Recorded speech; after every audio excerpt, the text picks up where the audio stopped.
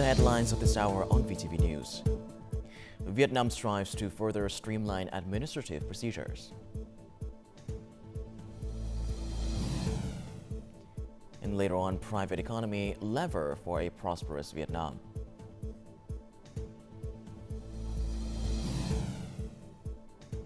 And in the world news, Israel resumes deadly strikes on Gaza, resulted in more than 400 Palestinians' deaths.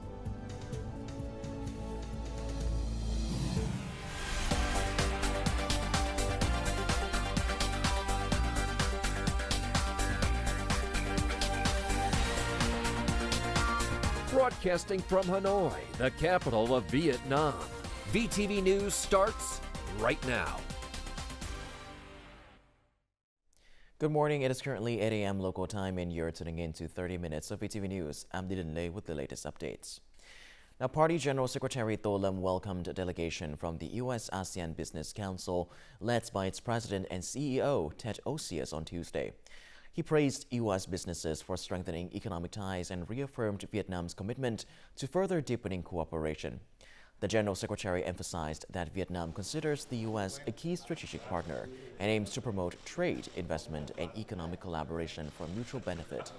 He also encouraged U.S. businesses to play a greater role in ASEAN and called for increased U.S. investment in emerging technologies, the digital economy, green transformation, renewable energy, and logistics.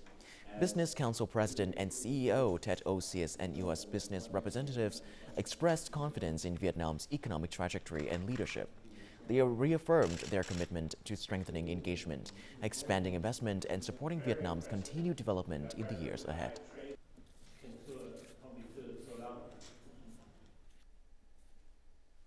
Prime Minister Phie met with a delegation of over 60 U.S.-ASEAN Business Council enterprises, praising their contributions to the growing Vietnam-U.S. relationship. He reaffirmed Vietnam's commitment to the U.S. as a key strategic partner and urged deeper economic cooperation. Emphasizing the complementary nature of both economies, he called for expanded U.S. investment to make Vietnam a regional production hub. He also encouraged technology transfer, policy consultation, and support for human resource training. Vietnam, he noted, is proactively balancing trade, increasing U.S. imports, and addressing investment concerns. He urged U.S. businesses to advocate for recognition of Vietnam's market economy, removing trade barriers and lifting high-tech export restrictions. The Government Steering Committee on Science, Technology, Innovation, Digital Transformation and Project 06 held its inaugural meeting on Tuesday, chaired by Prime Minister Phie, the head of the committee. The meeting was conducted online to connect ministries, sectors, and 63 provinces and cities nationwide. Prime Minister Phie praised the efforts of ministries, localities, security forces, businesses, and citizens in advancing science, technology, innovation, digital transformation, and administrative reform under Project 06. However, he pointed out shortcomings, particularly the slow progress of digital transformation, which has yet to drive economic growth as expected. Businesses also reported that administrative procedures and slow decision-making remain major obstacles. Looking ahead, the Prime Minister outlined 5 key guiding principles for implementation. Innovation, administrative reform, science and technology, and digital transformation must be closely linked, reinforcing each other with people and businesses at the center. This is a strategic priority and it must be effective. The state must shift from passive administration to proactive service, ensuring timely rewards and discipline. National digitalization should be accelerated, administrative procedures should be cut and simplified as much as possible, and digital citizenship should be fully developed under the principle of a streamlined apparatus, connected data, and smart governance. The Prime Minister stressed the need for legal reform, seamless digital infrastructure, and human resource training. He urged faster digital administrative processes, expanded non-cash payments, and electronic tax collection, assigning Deputy Prime Minister Ho Duc Phuoc and the Finance Minister to complete key tasks within 6 months. He also prioritized digitizing civil status and land data, launching the National Data Center this year, and ensuring all pensions and social benefits are paid via accounts within the first half of the year. Prime Minister Phie chaired an online meeting on Tuesday with leaders from An Giang, Hậu Giang, Sóc Trăng and Cần Thơ to discuss the progress of the Châu Đốc Cần Thơ Sóc Trăng Expressway project. The Prime Minister called for more decisive action from local authorities and agencies, urging them to coordinate more effectively and address material shortages. He also requested the support of the Army, police and community groups to assist contractors. The Prime Minister set a target for the project to be completed by June 2026, with site clearance and relocation of high-voltage power poles to be finished by the end of this month. He instructed the Ministry of Agriculture, Construction and Public Security to address material issues, investigate violations and improve productivity, ensuring the project meets quality standards. The Nordic countries have long been globally recognized for their effective and highly adaptive governance systems, providing valuable lessons in innovation, transparency, and building public trust. These experiences are very useful for Vietnam in streamlining its apparatus and building a digital government. These are the perspectives shared at the Advancing Leadership in Public Administration, Effective Governance, Innovation, and Digital Transformation Nordic and Vietnamese Experiences seminar, organized by the Ho Chi Minh National Academy of Politics in coordination with the embassies of the 4 Nordic countries, Sweden, Denmark, Finland, Norway, in Hanoi to mark Nordic Day, March the 23rd. At the seminar, experts shared that digital transformation not only helps strengthen the community and improve the efficiencies of public services, but also increases trust and promote citizen participation. Digital tools also help share data better, support effective decision-making. Sweden's decentralized governance system is a model of inclusiveness and innovation, especially in digital transformation and cross-sectoral cooperation. We also have a comprehensive public sector in Sweden, and we need to streamline it. We need to bring down the number of agencies and bring down the costs. So we're basically in the same process as you, but you're doing it on a much larger scale. Norway governance balances central and local government while encouraging citizen participation to create more inclusive and adaptive governance system. Finland is a leader in ensuring transparency, accountability, and innovation, building a sustainable, citizen-centered governance system. These are useful insight for Vietnam. Administration, I think it has to be a combination of continuity and change. The leadership has a vision as well for the future. They have a vision what kind of Vietnam they want to leave for the next generation. What the government in Norway has done, we have an extremely good basis when it comes to statistics. We've come quite far when it comes to digitalization, which also makes it more efficient, easier and less costly for the government to deliver services. Norway is a much smaller country in terms of population than Vietnam is. We're 5.6 million people only, so the task is a little bit easier in Norway. Seminar delegate praised Vietnam for the content and implementation of the Politburo Resolution 57 and the Prime Minister Project 06, which help ensure long-term sustainable development. The unique governance that has helped the Nordic countries become global templates is a useful lesson for Vietnam in building effective public governance policies. With nearly 1 million businesses and around 5 million sole trader businesses, the private sector currently contributes about 51% of GDP and more than 30% of the national budget. At the same time, it creates over 40 million jobs, accounting for more than 82% of the economy's workforce. These figures speak for themselves and show that the private economy needs to be treated equally and effectively. With over 30 years of involvement in the construction sector and becoming an investor in several key transportation projects, this entity states that the 7 solutions related to institutional improvement and resource sharing across economic sectors, proposed by the party General Secretary, are creating new momentum for this business group.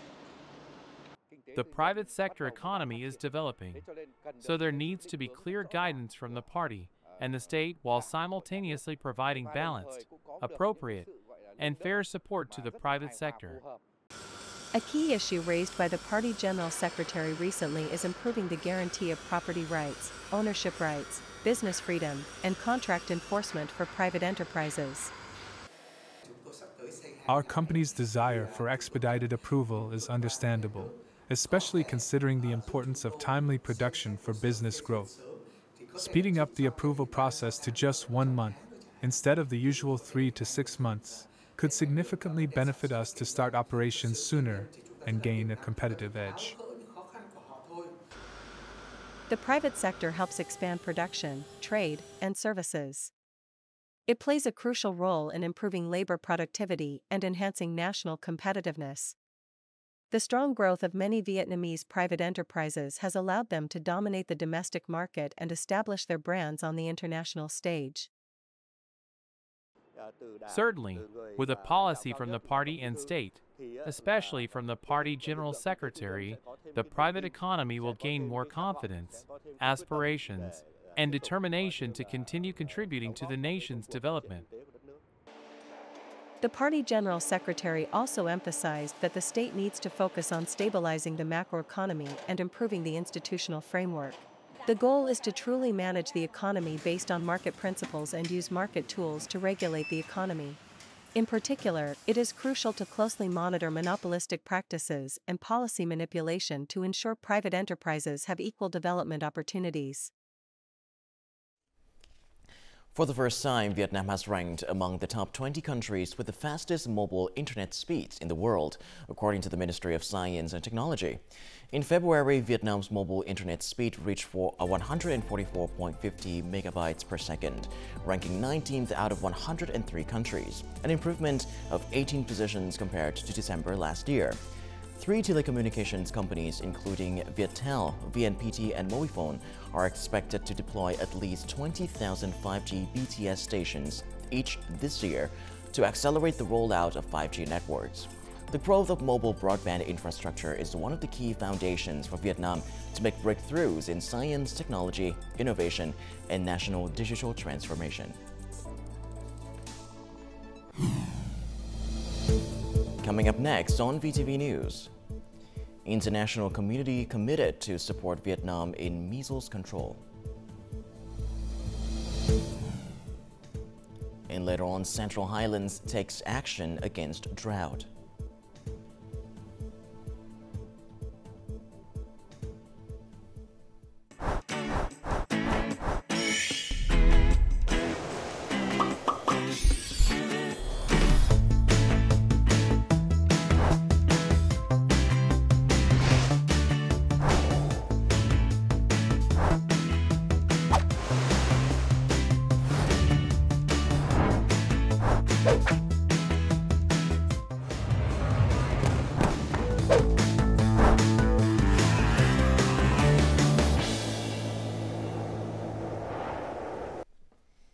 Welcome back to VTV News. Now on to other important updates. A strategic partnership agreement was signed on Tuesday between Pfizer, a U.S. pharmaceutical company, and the VNVC vaccination system in Ho Chi Minh City. The event marks an important step in Vietnam's healthcare strategy to secure vaccine supplies proactively. Pfizer will support VNVC in enhancing its capabilities, transferring technology, and building an international standard vaccine manufacturing plant in Vietnam. This will enable VNVC to produce high-quality vaccines domestically and participate in the global supply chain. It will help ensure a steady supply of vaccines in the country. Additionally, this partnership will allow Vietnam to access new generation vaccine technology and foster innovative scientific research in the healthcare sector.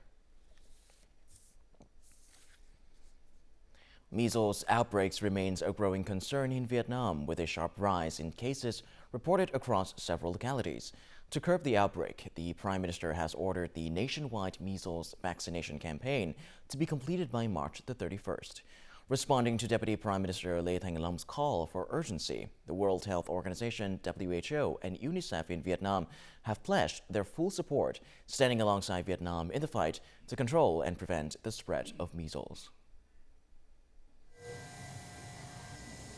WHO warmly welcomes the Prime Minister's new directive on measles. The latest data indicates that the measles outbreak in Vietnam is still very much ongoing. Indeed, we are seeing new outbreaks and cases in parts of the country that have not reported cases before. Measles is highly contagious, and immunisation is the best way to prevent measles And given the scale of the outbreak, it's really essential to speed up vaccination, expand the eligible age group and locations for outbreak response vaccination efforts. WHO remains committed to working closely with the government and local health authorities and partners to protect those most vulnerable and most in need. UNICEF has been supporting efforts that encompass vaccine procurement, coach and equipment, technical assistance, as well as behavior change communication. Moving forward, we will continue to assist the government of Vietnam in developing a measles elimination strategy, reaching all the unreached children, as well as implementing communication campaigns and strengthening the cold chain system so that every child in the country is vaccinated. Together, we can protect the health and well-being of children and communities across Vietnam. As the Central Highlands enters the dry season, localities are actively implementing measures to manage irrigation systems, ensuring a stable supply of water for agriculture and domestic use.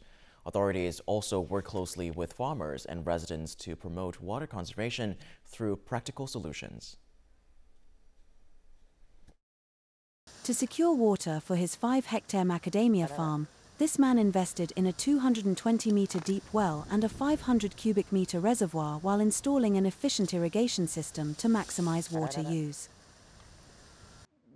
I regulate the water supply based on the tree's flowering and fruiting stages, which also helps reduce labor. By controlling both water usage and labor, I can significantly cut costs. The District People's Committee has advised residents to conserve water and transition to crops better suited for areas with limited water access, as supply cannot be guaranteed in 2025. Many Central Highlands localities proactively address drought by prioritizing water for domestic use, livestock, and high-value crops. Authorities are also conducting inspections and urging investors to accelerate the repair and upgrade of irrigation systems. Appropriate measures are being implemented for existing irrigation projects to maximize water storage capacity. Water is being stored by closing regulating gates, constructing high dams to prevent overflow, and building temporary dams on streams to direct water for production. Additionally, efforts are being made to maintain and repair mechanical systems, key operational equipment, and canal management infrastructure.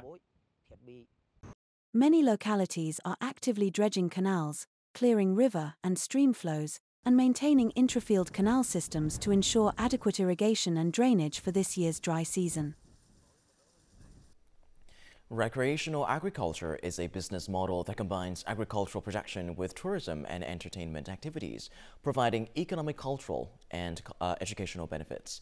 Join us for such an activity in the fields of Tam Nông District in Dong Tháp Province. In the early morning, tourists were taken to the fields by Quit Tien Ecological Agricultural Cooperative farmers. Once there, the tourists became farmers and competed in traditional rice cutting and threshing. This family, which has lived in Vietnam for 12 years, joined the tour to teach their children about agriculture and learn more about Vietnamese rice fields. You know, today was my first experience of what it means to harvest rice. And that was so much fun for both myself and the children. But I have been eating Vietnamese rice for years. I've been here for 12 years, and I think it's very delicious. So it's good to see where the source is. Field-based tourism offers unique experiences by connecting tourists with nature and agriculture, allowing them to participate in activities like planting and harvesting. I knew harvesting rice was hard, but after experiencing it, I realized it was even tougher. Exhausted, I gained a new appreciation for every bowl of rice. Quit Tien Cooperative has experience in 2 seasons of flooding water tourism and now offers a harvest season tour. Its convenient location near Tram Chim National Park and coordination with a travel company enable the cooperative to offer tourism services. This is the winter-spring rice harvest. The upcoming fall crop is in the summer, so hopefully more students will come. Agricultural tourism at Quit Tien Cooperative is a multi-value initiative that boosts farmers' income while promoting cultural, educational, and environmental benefits. It's a sustainable way to link agriculture with tourism, creating long-term value for rural farmers. The art of decorating the nail poles in Chabong District, Quảng Ngãi Province was recognized as a national intangible cultural heritage on Monday night. This traditional art form is valued for its unique expression of creative spirit and distinctive cultural identity. The poles, standing about 5 meters high, are adorned with 3 colors, red, black, and white, and feature a swallow motif, symbolizing good fortune. This artistic tradition has persisted through generations, becoming a defining element of folk culture in the Trường Sơn Tây Nguyên region. Ha Lang ethnic women move gracefully in the traditional Chiu dance amid jubilant celebrations. This special dance of the Ha Lang ethnic people in Kon Tum province carries the deep imprints of their culture through every step and gestures. Through all challenges, the Ha Lang community continues to preserve and promote this tradition from generations to generations. During the New Rice Celebration Festival of the Ha Lang people, graceful women in traditional brocades dance with lively, rhythmic movements. They perform the Chiu dance accompanied by joyful gong rhythms. The Chiu dance has been part of our community festivals since ancient times, passed down through generations from grandmothers and mothers to their daughters. According to artisans, the Chiu dance movements reflect daily activities like sowing seeds, planting rice, and chasing away birds. The Ha Lang women have artfully woven the graceful motion of soaring birds into their unique rhythmic dance movements. The dance was inspired by the beautiful flight of birds. The women working in the field saw the birds and brought the wingspans into the dance, bringing joy to the community. The dance also symbolizes strength and resilience in life. We preserve and promote traditional cultural values through local festivals, performances, and provincial competitions. These events motivate artisans to pass on cultural values to the younger generation. Moving gracefully to the rhythm of gongs, the Ha Lang women consistently practice their traditional Chiu dance. Their dedication helps preserve and showcase the unique cultural heritage of the Central Highlands ethnic communities. Coming up next in our world news.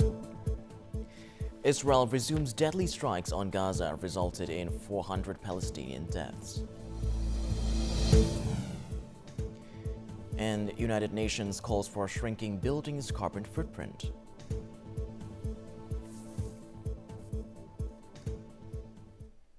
Now moving over to our world news, the ceasefire agreement between Israel and Hamas forces was broken on Tuesday when the Israeli military carried out large-scale airstrikes across the Gaza Strip.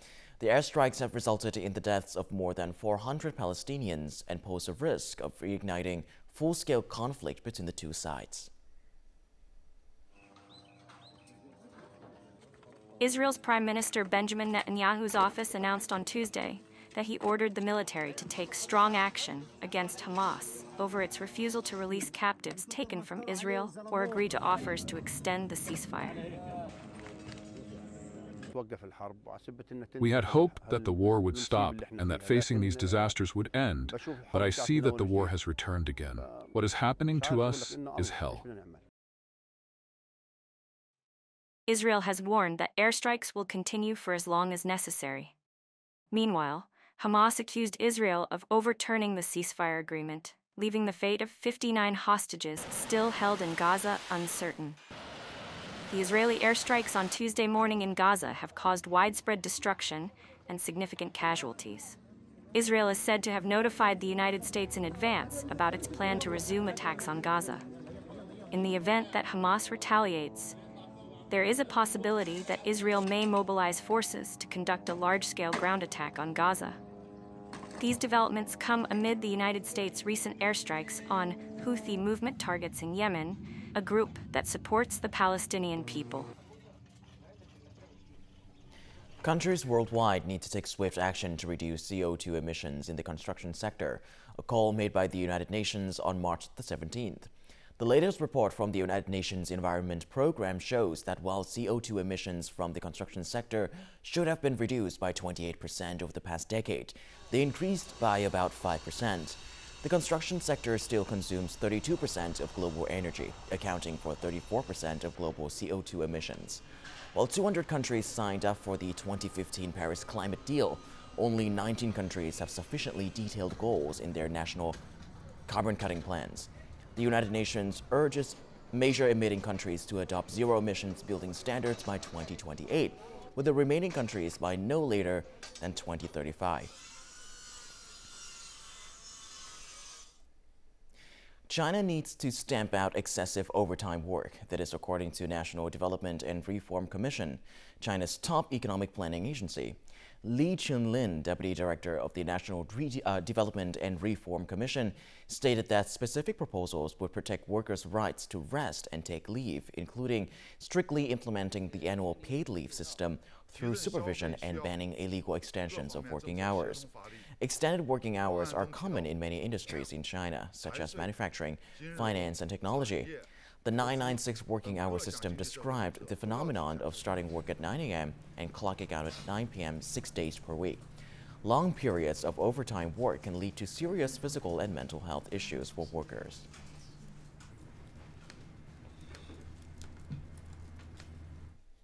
Up next, let's have a look at the weather forecast for Vietnam and other locations in the world.